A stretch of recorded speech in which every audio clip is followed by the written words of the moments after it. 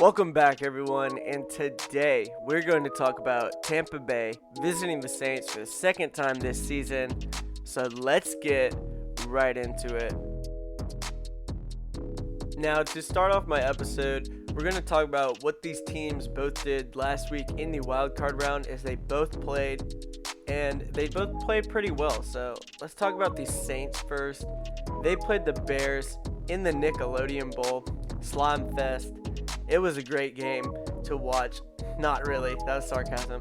Because the Saints only held the Bears 3 points until the absolute last second of the game, where they got a garbage time touchdown, but we're not going to count that. So basically, this Saints defense was just playing lights out and shutting down the Bears offense, which there isn't really much. So, but it just shows you how strong this Saints defense is.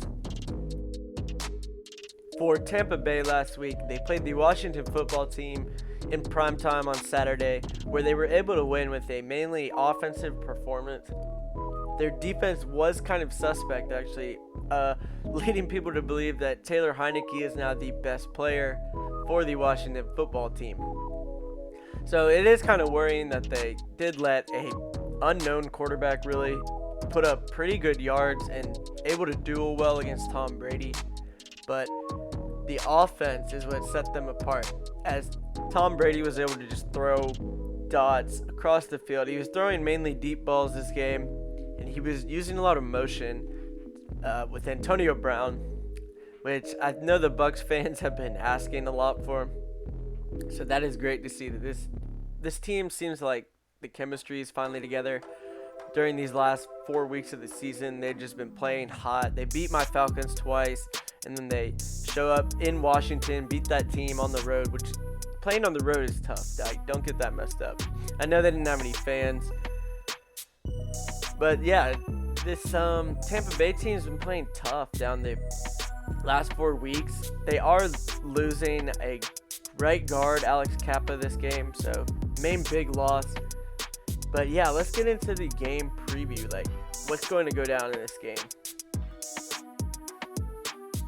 To start off my prediction section, I'm not basing my choice of the game on when these teams played week 1 and week 9, as this Buccaneers team is completely different than when it was in week 9. See, for this Buccaneers team, they are all on the same page now as they've shown in the last 4 weeks. The receivers are not running the wrong routes, which was happening a lot earlier in the season. And they're just got some chemistry between Brady and Antonio Brown and Mike Evans. All these players are starting to gel together. I'm going to pick the Tampa Bay Buccaneers to win this game. And this is mainly based off the fact that this team is just roaring offensively. I feel like their defense is going to step up more this game, as they were kind of suspect last week, and I feel like the coach is going to get on them. They have good players like Sean Murphy-Bunting and Jamel Dean, and also Carlton Davis can make good plays from time to time. But he was getting burnt a lot by Michael Thomas in their last matchup. But I'm not going to try and base anything off that.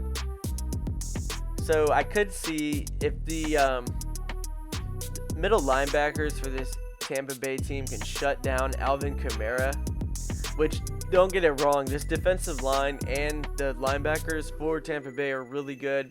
They have Ndamukong Suh, Jason Pierre-Paul, and Shaq Barrett, and also with Levante David and Devin White. I feel like they can stop this run game that's kind of been leading the Saints to victory.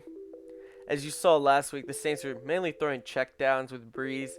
He couldn't look like he could throw it down the field very well. So yeah, I'm choosing the Buccaneers to win this game. Now, I do think the Saints will lose this game, and mainly due to the fact that their offense will not be able to out-duel Tom Brady's offense.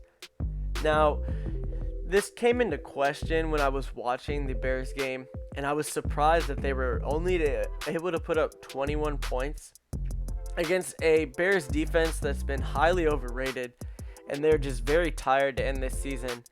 They didn't even have Roquan Smith, so I mean, this wasn't a full strength defense, and it was just the Saints could have done better. We've seen them do better too. It kind of looks like they're tired to end off this season, and this is a prove it year for the Saints. They're going Super Bowl or bust. Basically, with this cap situation, they put themselves in being I think they lead the cap with the most amount of used up cap, and then it's the Eagles and then the Falcons. So they have to beat this Tampa Bay team. And I don't think they're going to be able to do it because this offense just will not be able to keep up.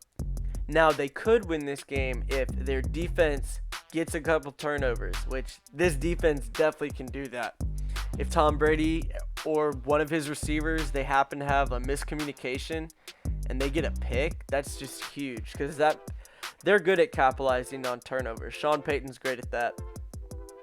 So, yeah, I could see the Saints keeping it close. Just it's going to be hard with Breeze. He doesn't seem to have the arm strength anymore. I don't know what's going on. He won't throw it down the field as much. That's why they've been using Kamara like they have in the last couple weeks of the season. I mean, he got like 5 touchdowns that one game. It's crazy. And Brady has just been hitting his stride with this team. Everyone was saying, oh, he's washed up. And then he just throwing 4 touchdowns a game. He's looking great. He's got the arm strength. He's looking to be able to slice up this Saints secondary. But if this Saints secondary gets a pick, they can totally win this game. They just need those turnovers.